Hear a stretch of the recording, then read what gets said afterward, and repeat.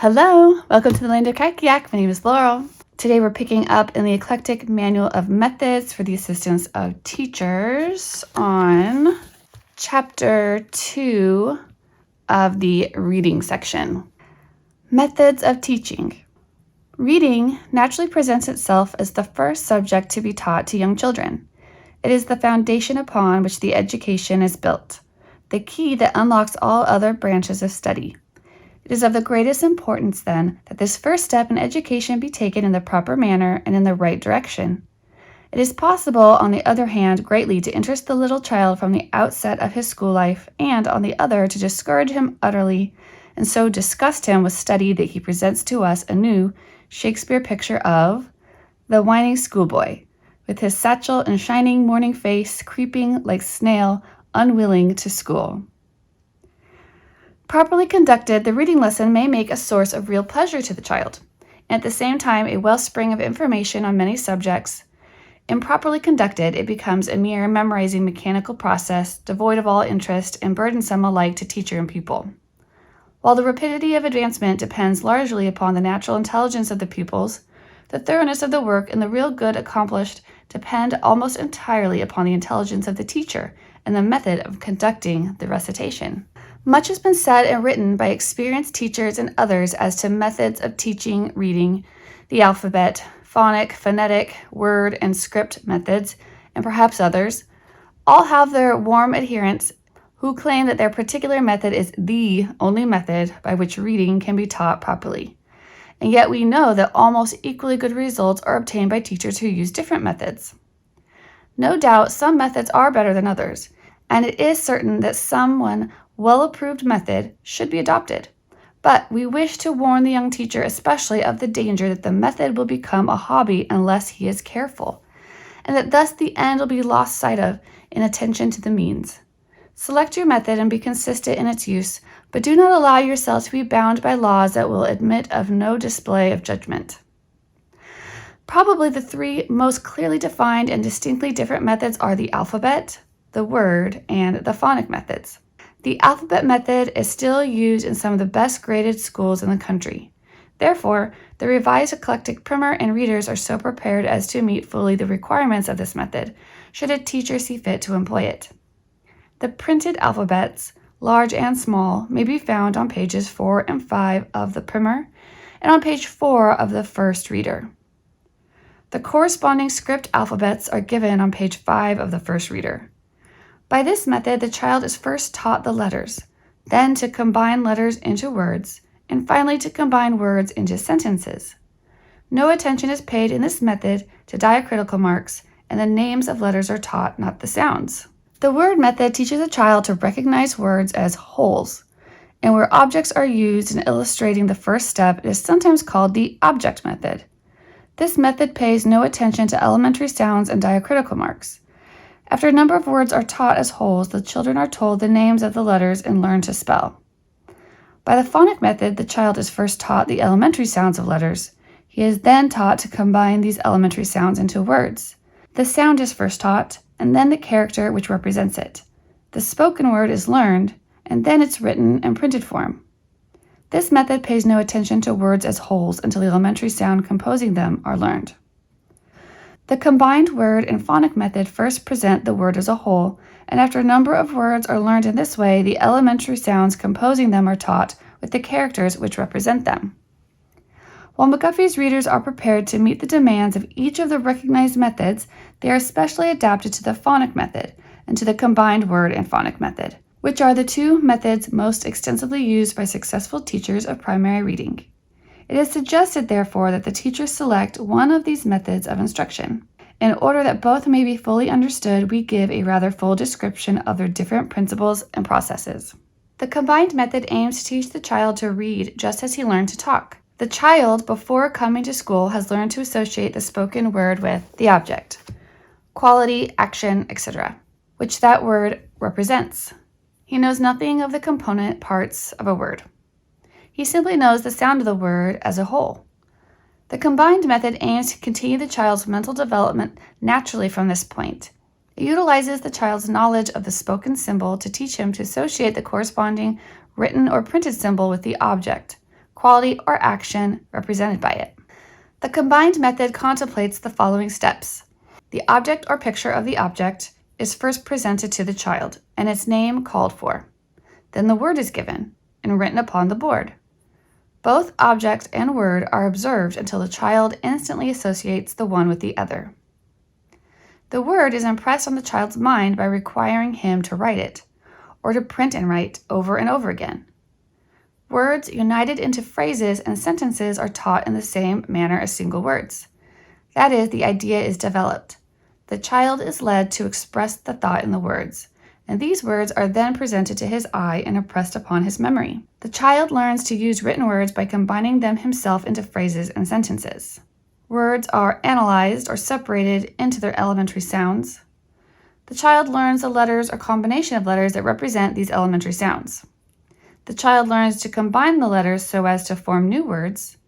The use of diacritical marks and of the marks of punctuation are learned gradually by the association of ideas. Spelling is unconsciously learned by repeatedly writing the words of the reading lesson. This order is followed in the detailed instruction for conducting the first lesson of McGuffey's Revised Primer. See page 33. The phonic method also aims to lead a child naturally from the known to the unknown. The primary distinction between it and the combined method is that the sense of hearing is first appealed to instead of the sight. Long before a child can speak, he is able to distinguish sounds. He recognizes the voices of his mother, father, brothers, and sisters, and distinguishes each from the others. It is claimed, therefore, by the adherents of this method, that inasmuch as hearing is the sense which is first developed, it should be used rather than the sight in the preliminary steps. The following order of teaching reading is in accordance with the principles of the phonic method. The child is taught the nature of sound. The child is required to distinguish sounds of different kinds. The written characters which represent the elementary sounds of our language are next taught, commencing with the simplest sounds, that is, the short vocals. The elementary sounds are combined so as to form written words. Written words are combined into sentences. A few words made up of difficult sounds should be taught as wholes. The articles and the are of this nature. And these are not only taught as wholes, but must invariably be taught in combination with the words following. Note: this, it will be seen, is not in conformity with the pure phonic method, but it is the course pursued universally by the best teachers. The children are now required to make the transition from script to Roman or printed forms. The meaning of words is carefully developed. The use of capital letters and the principal marks of punctuation are taught gradually, and they are used in the text. The children are taught to spell orally and by writing. The children are led to discover the expression through the thought. By comparing the several steps of the combined and the phonic methods, we note the following principal differences. The phonic method appeals first to the ear, the combined method to the eye. The phonic method first teaches the elementary sounds and then combines them into words. The combined method first presents the word and then separates it into its elementary sounds. In this step, the phonic method is synthetic. The combined method is analytic. Note: it will be observed that the combined method employs synthesis later in requiring the pupil to unite the elementary sounds into words. The phonic method teaches the diacritical marks at the beginning. The combined method does not teach them until the words are learned as wholes. The detailed instruction for Lesson 1 of the first reader are in accordance with the phonic method. The teacher should carefully compare these instructions with those for conducting the first lessons of the primer before deciding which method he will use. It is, of course, understood that whichever method be adopted, it must be used in teaching both the primer and the first reader. In the selection of a method, the teacher has simply to consider by which one he can teach a child in the shortest time to read simple sentences intelligently. This is the chief aim in primary reading classes.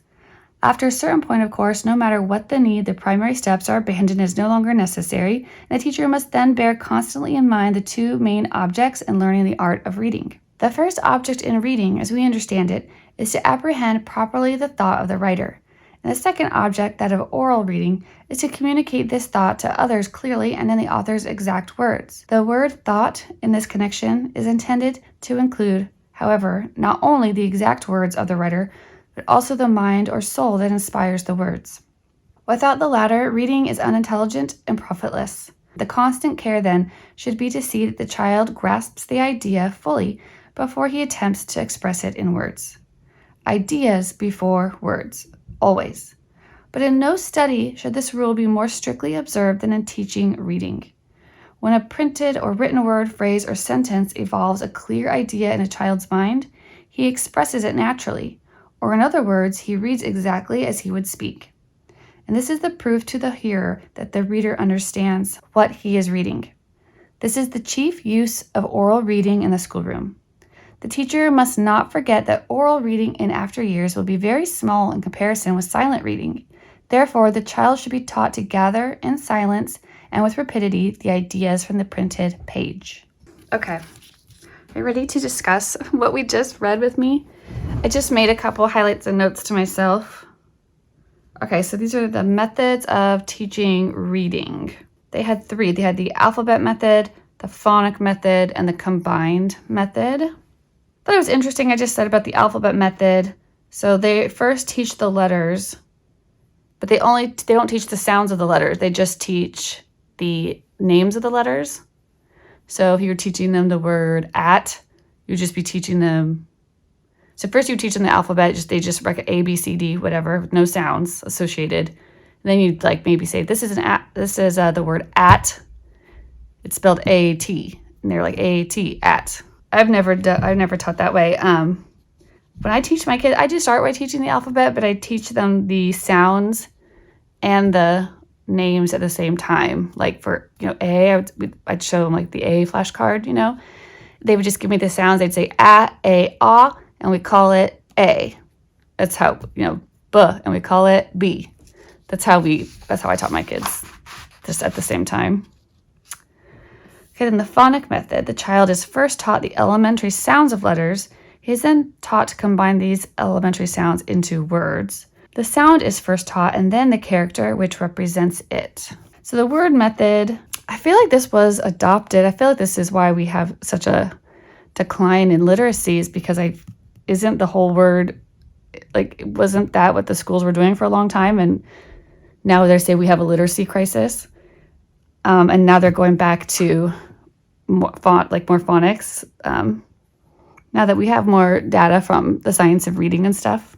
It's funny because this is in the reading section, but you can see that they're talking about spelling right along. It's like combined, right? Because they're saying they teach the kids how to make words out of sounds. Well, that's spelling. That's encoding, not decoding. But you can see how reading and spelling are two sides of the same coin. The combined word and phonic method presents the word as a whole, and after a number of words are learned in this way, the elementary sounds composing them are taught with the characters which represent them. Except for the combined method has more to do with sight, working with sight the most, and associating a picture or an object with a word that's written. And I feel like that should be more, that's secondary. That's just, I feel like we work that into stuff now with reading, but I feel like that's more secondary. Actually, well, I guess you do see a lot of worksheet that's a picture of something. It'll be a picture of a jar with a strawberry on it, and that they're supposed to say that's jam. But they show the picture first, and then they go, what is that? And then they're like, jam, jam. Which I feel like they're using sight, but they're trying to associate a picture with, but they are encoding the word. They're breaking it out sound by sound. And they're gradually learning, the diacritical marks. The phonic method is primarily appealing to sound right there. Yeah, I feel like I must naturally have been doing the phonic method. But you do come across this number 6. A few words made up of difficult sounds should be taught as wholes, especially at the beginning. The articles an, and the. I was also going to say the word of because it looks off, but you just have to tell them. I know it looks like that, but we say it, Although and they can sound out because it's just spelled phonetically. So I would say of. You have to be those words, we say it looks like that, but we say it like this. So yeah, I think the idea, I may be getting this confused with sight words, but because like the idea that kids can just look at words and like kind of like memorize them like a picture with the spoken word has been really, as far as my understanding, has been really ineffective. That's part of our literacy crisis is they went to that whole sight words. And I get nervous whenever I hear anyone say sight words. I'm like, what do you mean? Like, but I don't know that people aren't saying sight words, but they really just mean high frequency words, or words that have kind of an unexpected pronunciation or something. And so they just practice them over and over because you kind of just have to remember that those words, it looks like this, but you actually say it like this. But they're still sort of, you're still sort of sounding it out. Like in the word of, the O is standing for the sound and the F is standing for the V sound. It's an irregular spelling, but those characters are still standing for sounds. And then the phonic method, they're also saying the meaning of words is carefully developed. I do think that's important. That I've heard that too from reading comprehension, research and stuff, that if they understand what the word means, they just remember the word better. If you hear a word, if you hear a word in another language or something, it means nothing to you. And I couldn't tell you what people, even though I may have heard somebody, let's say some Russian word, I heard them.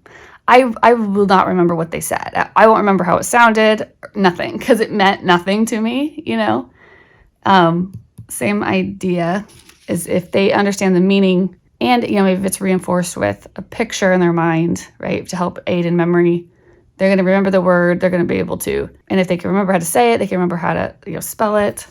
That's why I love the pictures in here so much, because you can find, like, the reading lesson words. You can find the representation in the illustrations, and they're so nice, too. It's so nice to look at. That's why I leave drawing space in my copywork and companion notebooks and stuff when they're little to draw out what they've read and the representations of the words. Okay. And the phonic method teaches the diacritical marks at the beginning. The combined method does not teach them until the words are learned as wholes. So in the selection of a method, the teacher has simply to consider by which one he can teach a child in the shortest time to read simple sentences intelligently. This is the chief aim in primary reading classes. So for the primer and first reader, your goal is just to get them to read simple sentences intelligently. By intelligently, I'm thinking of accurate, at a proper reading speed, and with that they comprehend the sentence, that they understand what it means, so they can tell it back to you or answer any comprehension questions you have on it. The first object in reading, as we understand it, is to apprehend properly the thought of the writer. I thought this was interesting. Also, the mind or soul that inspired the words. So that section, I was thinking thoughts that popped up were things like author's purpose, point of view. Maybe, does this author have an agenda? Just because it's written down doesn't mean it's true, right? That might be a little advanced for the very beginning, but I was thinking later down the road that you want them to understand what was the author's intent in writing this. When they're little, it's probably just things like to educate. This is a passage on the beaver. They're trying to teach us about animals, or this is a passage about a boy who lied to his mom, and I'm thinking of the truant boy. I was thinking of that story, and how he didn't obey his mom, and he wasn't being where he was supposed to be, and he almost died. And so the moral of the story is, to obey your parents and to be where you're supposed to be in school, not out with the bad kids, right? So maybe discerning what the moral of the story is, maybe that's what they mean. And also that they can communicate this thought to others clearly. So I love that narration, they narrate back to you or they summarize back to you. Summaries and narrations are so good to check for that. They read a passage and then they tell you back what they just read. Yeah, I was just thinking this is all about reading. That was all really about reading comprehension. So then once they get older and they're reading to themselves, they need to be able to you want them, the point of reading is to take in new information, right? So next, in chapter 3 of the part on reading, we are going to talk about McGuffey's primer. Okay, I think it's getting like more detailed as we go, right? It's getting to the overview and then the method, pick a method that you want to use. And I think they're going to get into examples next. Okay, I'll see you soon. Bye.